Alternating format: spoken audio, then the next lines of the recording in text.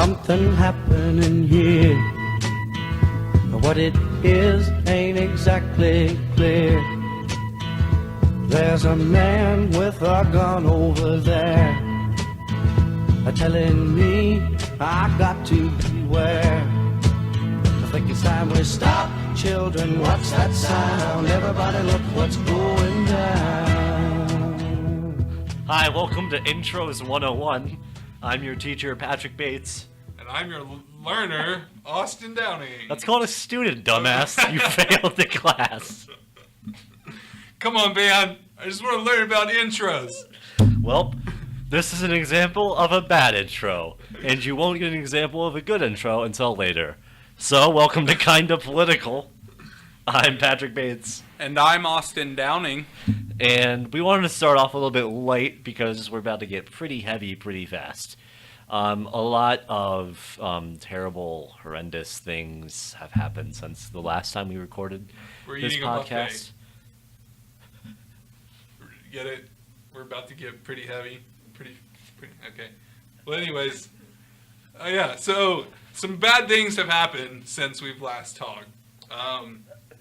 Namely the attacks that happened in Baghdad and Beirut, and also Paris. Yes, can't forget about Paris. Yeah. Facebook won't let you forget about Paris. No, but we can certainly forget about everything else because white people are the most important things in the world, obviously. Yeah, sorry if that is very insensitive of me to say, but there has been an outpour of support for Paris, specifically on Facebook, that there seems to be a lack of in other areas. So what we wanted to start off with is talking about this Facebook activism that we're starting to see in a lot of different areas, but we're going to focus on this particular issue.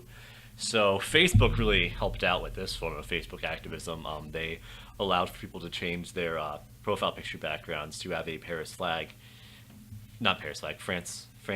in the background. And right. I actually have done it, so I can't really shit on it that hard, but it's different intentions behind different people doing it. Right, yeah.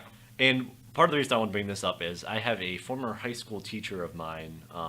She changed her profile picture to have the Paris, in support of Paris, France flag, the French flag. Anyway, I am great with words, am I right?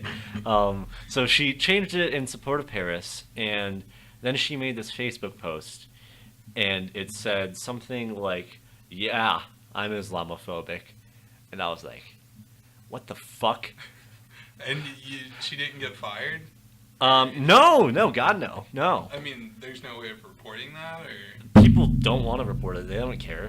I go to a really Republican high school, or I went to a really Republican high school. I remember one time in my earth science class. Yeah, I'm taking earth science there still. I didn't pass. They allowed me to go to Warren Wilson though, because So Warren Wilson. Fuck about science. Yeah. Yeah, we definitely don't have a popular E&S major here. Oh, not at all. Anyway, so I remember in one of my earth science classes in high school, she was the teacher, and she was shitting on a President Obama or something, and she was everybody else in the class was laughing, and I was just sitting there, and I was what this is an earth science class, come on. She was I see Patrick smile, and he's and I'm like, you have a terrible understanding of what's going on in my own head right now. But anyway, back to Facebook. Yes. So I didn't change my profile picture, and I almost went with just profile pic because I'm actually a 12-year-old. And yeah, we do abbreves here. Yeah. We speak in abbreves. Totes abbreves. So, anyways, I don't know what I was saying now. You didn't change your profile picture. You made a Facebook post about this. This is really interesting. About the levels of Facebook activism that's happening, because there's this Facebook activism of people people changing their profile picture, and then there's this form of Facebook activism of people not changing their profile picture and saying there's other shit going on in the world too. Thank you for explaining it. Yes, and that's what I did too. I made a post about how there are other things that have happened and we haven't seen similar support for those areas. like we have it in France. But at the same time, in making that post, I did receive thoughtful criticism on why condemning people for showing support is not necessarily something that we should be doing. Yeah. But at the same time, I wasn't condemning people who were showing support. Rather, I was condemning those who show support without showing support for other horrible events that have happened, because I think that speaks to the root of this problem, which is that we have a total disregard for the Middle East, and because of that, and because we perpetuate that through, as you were just talking about, Islamophobia, and through the media, that we're only going to see a continuation of tensions between the United States and the Middle East. And I think that the only way of resolving that is addressing that issue, which is that we need to be supportive of our brothers and sisters all around the world, regardless of whether or not their country is our ally. Okay, so I have a question for you because, so like you didn't change your profile picture and you made that post about it, but do you think that is the best way to go about showing support for another country? Because like you didn't like make your own, like, obviously like changing your profile picture on Facebook is not the best way of showing support for something, but so like how else have you shown support for those countries aside from making that Facebook post? Not at all, really. I mean, nothing tangible, at least. So then why are you attacking people for showing support for Paris if you're like not showing support for the other countries that you want people to show support for? Well, I think that though I'm not like showing tangible support, I can give my support in the way of educating others about this problem, which is that we only care about white people. And, or I mean, sorry, I don't even mean to make this like racial, but we only care about people from countries that are westernized, that are like us. Yeah, yes. Western countries, exactly. And so I think that my doing that, my making that post about it is, it's not much. I'm not trying to overinflate what that was, but at least it puts it into other people's minds, like, oh, well, yeah, there have been tragedies in other areas that we should probably be looking at too.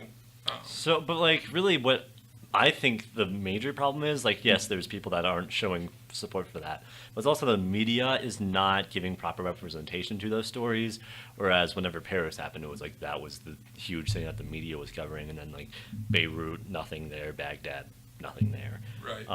So, like... And there have been, there have been claims that, like, that the amount of lives lost in Beirut and Baghdad are not as significant as in Paris.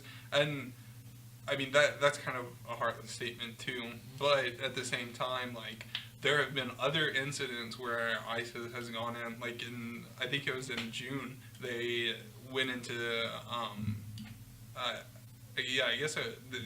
they occupy Syria, but within Syria, they killed like over 150 Kurds and like just brutally slaughtered them. And I remember seeing that in the news, but we didn't change our profile pictures to the Syrian flag.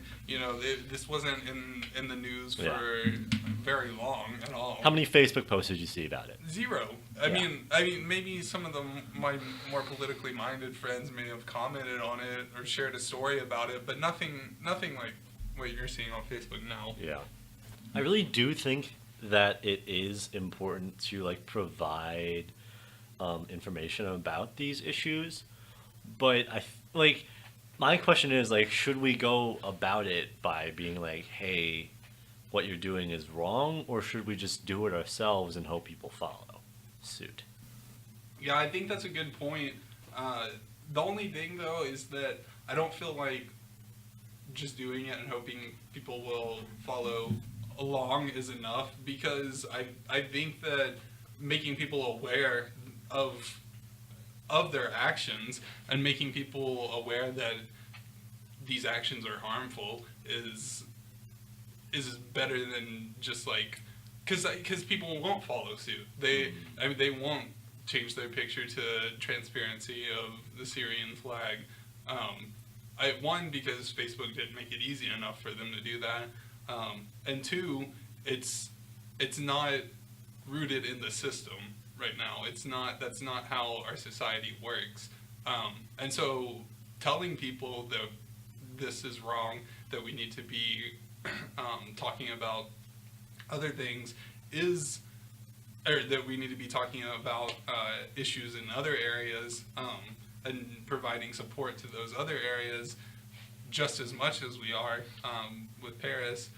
I think that is something that needs to happen, or else, like I said earlier, we're just going to see a continuation of these problems. Yeah, I completely agree. And I think now we should move on to talk about our next topic, which is kind of related to this topic because, so just today, as we're recording this podcast, the U.S. House of Representatives has passed a bill, overwhelming majority, that they want to limit the amount of Syrian refugees. They want to halt, I think, Syrian refugees coming into America. And the scary thing about this is that it's not just the House Republicans that voted for it. They also swayed the House Democrats into voting for it too. And it's not like a super overwhelming majority, but it's enough to... so President Obama has threatened to veto if it passes, but now they have enough votes to override that veto, which is now a super scary part of this. So we want to talk about this issue. Right. I don't really understand why people are so afraid of the refugees. I mean, a lot of the backlash that you're hearing it from is from Christians, and it just seems kind of crazy that they're the ones who oppose it out of anybody in America. Mostly because, I mean, I thought Christians were supposed to be unafraid in their faith. You know, like they're not supposed to be afraid of God or afraid of the refugees because God will protect them. Well, I don't think they are supposed to be afraid of it, but it's this type of fear-mongering that we see in like certain places, like especially like in the Deep South and stuff like that. There's fear-mongering like all over, and like people, like it just infiltrates some like churches, so it's not like Christianity as a whole is like fuck Islamic people and stuff like that. Well, no, I'm not saying that, but what I'm saying is that it seems like a lot of this fear is coming from Christians, and that doesn't make sense to me, is what I'm trying to get at. But at the same time, I did read an NPR article the other day, and it was basically talking about how a lot of Christians are asking the Republican governors who have, for the most part, said that they don't want refugees in the state. They're asking them to allow the refugees in. And they're saying things like, what would Jesus do? And like, how can you refuse refugees when, you know, Jesus and Mary weren't refused, like in the nativity story. So, I don't know. It seems like, for the most part, Christians aren't in agreement with it. Yeah, but I think the problem that we're getting at here is most of the United States is Christian, so there's going to be a lot of like divisiveness within Christianity. There's going to be like two opposite spectrums. Some people going to be following the form of Christianity that is like, you know, we should like love everybody, and then other people who subscribe to the practice of looking at the parts that like hate. So it's this balance of like, not balance, but like dichotomy of love and hate within Christianity. Yeah, and I'm just saying that the dichotomy, I feel like, is really unbalanced in the sense that it's skewed farther to the right than to the left. Well, I think polarization is becoming like a really big thing in America, partially because we have a two-party system in America.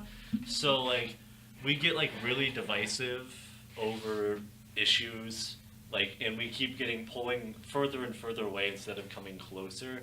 So like there used to be like a lot of like, maybe not like a lot of compromise within political parties, but like it was a lot easier to compromise within political parties than it is in the current political sphere, which is a phrase I keep using over and over again for some reason.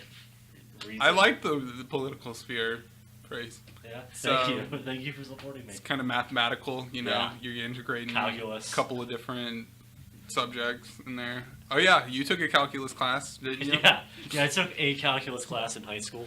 What's a derivative? It's the thing that kind of looks like an S, but it's not an S. It's a math thing. Okay. That's how you tell if you're like, is that a derivative or an S? If you're not doing math, it's an S. Oh, okay. I was a little bit confused on how to read words with S's, and then I was like, what is that word? Is that... Is this trying to make me do math right now? Yeah, what is going on? Yeah, this isn't kind of mathematical. I think we should get back to the matter at hand. Okay, sorry. No, it's fine. I don't know where to go from here. Well, there is one thing that I did want to talk about when you started talking about our two-party system. I feel like that's like really damaging to our political process here, because our two-party system like not only forces us to choose between the lesser of two evils usually, but also it's not like a qualitative process. So like you're not able to express how much you like a candidate when you vote, and like that really makes the difference there, because like sure, I'll probably end up voting for Hillary if she wins the nomination, but that doesn't mean that I like Hillary. It just means that I'd rather her be a president than a Republican because she's slightly more liberal. But there is a solution, and it's called range voting. Have you ever heard of range voting? No, do tell. Well, range voting is this process by which you're able to like qualitatively score the candidates. So it's like 1 through 10 is usually what it is. So like if you were looking at a ballot and you had like, just for example, the Democratic primary, you would be able to score Bernie Sanders, Hillary Clinton, and Martin O'Malley from 1 to 10. And 1 to 10. yeah, and then that would also allow third parties to run, because you would have this you wouldn't be pitting similar ideologies together. So like if you were going to like vote either Democrat or Green Party, our two-party system right now makes you force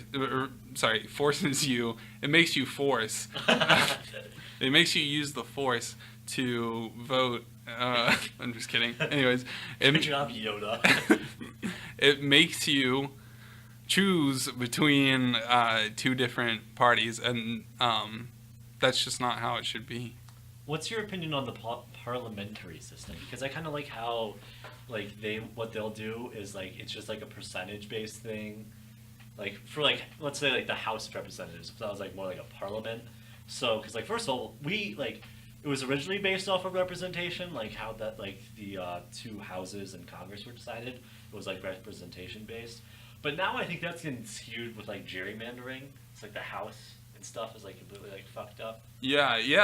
I personally love I almost said the two-party system. That I do not love.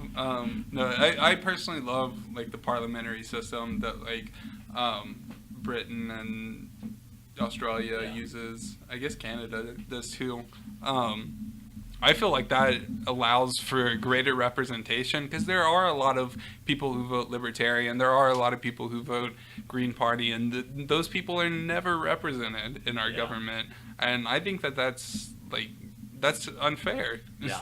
Also, I think the numbers might be like a lot higher for the Green Party and the Libertarian parties and stuff like that if we weren't in a two-party political system right now. Right, it would incentivize people to vote for how they wanted to instead of voting for the lesser of two evils. And that's why the Republicans and the Democrats are getting more and more polarized, is there's not really another option. So then like they just become like they get further and further apart, and it's like show our podcast audience with your hand signals, Patrick. He's expanding his hands as he says farther and farther apart. Yeah, no, I definitely agree with you. I think you make some valid points, and you talked about like gerrymandering, and there's a solution for that too, which is called like the shortest line system or something like that, but it's where like you take the population within a state, and say you have like 12 districts in a state, and you draw the shortest line within the state that divides the population in half. So like if it were in North Carolina, for example, it'd be somewhere close to around where Raleigh is. And then so you would divide it in half basically, and then you keep dividing those sections into half until you have 12 different sections. So that would basically mean doing that 6 times. Or actually, I don't know. I like I said, I didn't take calculus. I don't really know how math works. But anyways, you keep doing that until you have the number of districts you want, and that way these districts they're divided strictly by population and have nothing to do with drawing the lines like exactly around the Democrat so that the next Democrat gets to win that seat. You know? Yeah, I think this really just goes to show why the two-party system in America just isn't working anymore, just because it's allowed gerrymandering, and now we're seeing its full effect here, I think, with the whole Syrian refugee crisis. Right, yeah. I think it's just like this polarization thing that I was talking about earlier, is like we've become polarized on this issue. Like we see it you're saying that we see it in Christianity, and I was talking about how it's also on the political level. And I'm not sure exactly what is going on with politics right now, like with this issue in particular, just because we're seeing Democrats and Republicans agreeing on this issue, an issue where we shouldn't see agreement on, I don't think. Because, like, I don't think we should have Democrats siding with Republicans on the fact that we should not, like, on the fact that we should reject Syrian refugees. Right, but that's just because you hold that belief yourself. And yeah, you don't want to see that happening. But the Democratic Party should also hold that belief, because it's something that, like, the Democratic Party, like, if you're gonna... So, but before you were saying that polarization is a bad thing, and now you're saying that the Democratic Party coming together with the Republican Party in the House, in this case, is a bad thing? Yes, in this case. In this case, because it doesn't agree with your... Because it's not like they are, like... It's not like an issue that they're, like, really coming together on and developing, like, a good... like platform on it. Not in like your that. opinion. No, there's no platform there. It's just the opinion is to stop. Is the halt Syrian refugees from coming into. Well, it is a polarized issue within itself, because either we let them in or we don't.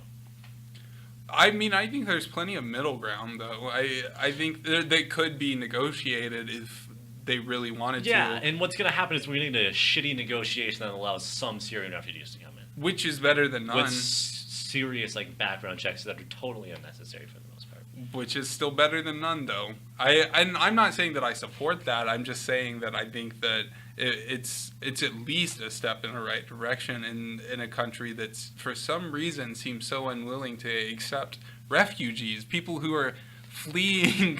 This is a country founded on fucking refugees. Exactly. Like, people, like, oh my god. Hold on, I'm going to take this in a weird direction here, but it'll kind of make sense. So, like, people, like, will, like, claim to, like, their heritage. Like, people were saying that's why the Confederate flag should still fly. If you're going to, like, claim to your heritage, like, it's like, oh, this is my background, then you should want fucking immigrants in this country. I completely agree. I couldn't agree more, but it doesn't seem like Republicans and some Democrats do agree. Yeah, let's start talking about this before I get super angry at everything in society. So let's move on. Let's get a little light here at the end. Okay, thank you. Because, goddamn, this is rough stuff. America, what the fuck? So, I think we should move on to a new segment that we're going to do. Should I say it's a sub-podcast? Okay, so yeah, we are gonna start trying to do some sub-podcasts in here that are just like... Yeah, a podcast within a podcast. Exactly. Branches of kind of political... Yeah. That are kind of like branches. Yeah, it's like the Department of Education in the federal government. Oh, you can get an analogy. Because we're kind of political. Okay, yeah, let's stop that. Okay, so we're going to do a segment... Sub-podcast. Yes, called Questions with Austin. Hello, everybody. Welcome to the first episode of Questions with Austin. I'm your host, Patrick Bates, and this is the man of the next couple of minutes, Austin Downing. So, Austin, we've been getting a lot of fan mail after our first episode, so... Sure we have. Got a lot of questions for you, so let's just get right to it. The first question comes from our fan Jim in Virginia, and he says, "Hey, Austin, I lost my watch. Where's my time?" Well, Jim, sometimes things just get taken from you in life, and you can't complain about it. You got to be a big boy, put on your big boy boots. I almost said boots because I'm from Brooklyn, and you just get out there and go get them, Jimmy. All right. Good luck in 2016. Well, he already lost. I mean, I don't know who Jim is. Yeah, who's Jim? Yeah, who's Jim? That's a different question. Don't answer that.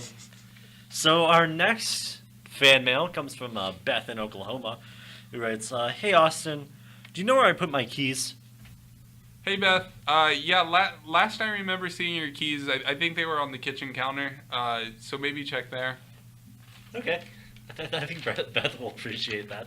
Yeah. You're a good guy, Austin. Thanks, Patrick.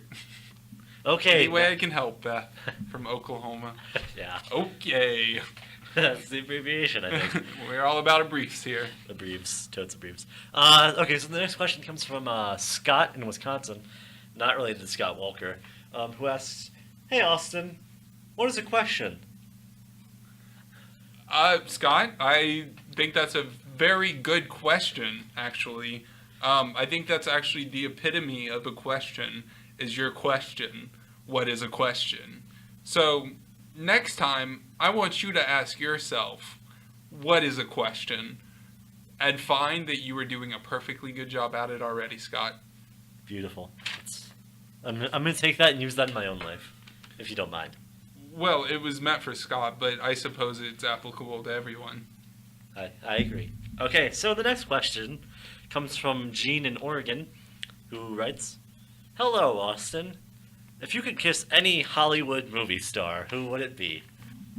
Well, Gene, that's a good question. Probably Steve Buscemi, or Queen Latifah. One of the two. Two very similar people. All right, Austin, it's now time for the last question on this episode of Questions with Austin. Are you ready? I think I am ready, Patrick. All right, well, this last question doesn't come from a fan. It actually comes from me. Did you enjoy this episode of Questions with Austin, Austin? Yeah, it was decent. I mean, a little bit of a rough start, but as things kept going, they got a little bit easier. I got a little bit more used to being asked questions. People don't really ask me questions, so... Ever? I've never been asked a question before today, actually. Wow. Yeah, this is first time for me, so really glad we could break that on air and share it with the public. Well, I'm surprised, to say the least. I'm sorry that the public education system has failed you in that way, but I'm glad that we got to share this experience together. Wait a second. I was asked a question when I was in 5th grade. My teacher asked me, "How many licks does it take to get to the center of a Tootsie Pop?" And what was your answer? 3, actually. Well, after the That's third wrong. lick, I couldn't keep licking it because my tongue broke, and so I just kind of bit into it, And I know that that's not like the orthodox way of going about things, but sometimes things are just a bit strange, a bit unusual, I guess. Is your tongue okay now? Yeah, it took a couple months to heal. I solely ate oatmeal yogurt and sorbets. But after that, I was back to chomping on Tootsie Rolls, Tootsie Pops, and Tootsie Rolls for that matter. So, how many licks does it take now? Do you still just bite into it? Well, I haven't actually tried it again since then. Okay, well, that concludes this episode of Questions with Austin. This episode was brought to you by Tootsie Pops. Tootsie Pops. How many licks does it take to get to the center? The answer is 3. I'm Patrick Bates. And I'm Austin Downing. Thank you for listening. All right, that was a great sode of Questions with Austin. I look forward to hearing more in the future. Or maybe questions with Patrick even? Ooh, yeah, let's do that. Okay. But not on this episode. No, not this episode. This episode needs to end now. Like right fucking now. Like right now. Stop. Hey, what's that sound? Wait, we forgot to Oh yeah, I lost it. And I'm Patrick. Thank you for listening. Paranoia strikes deep into your life, it will creep. It starts when you're always afraid.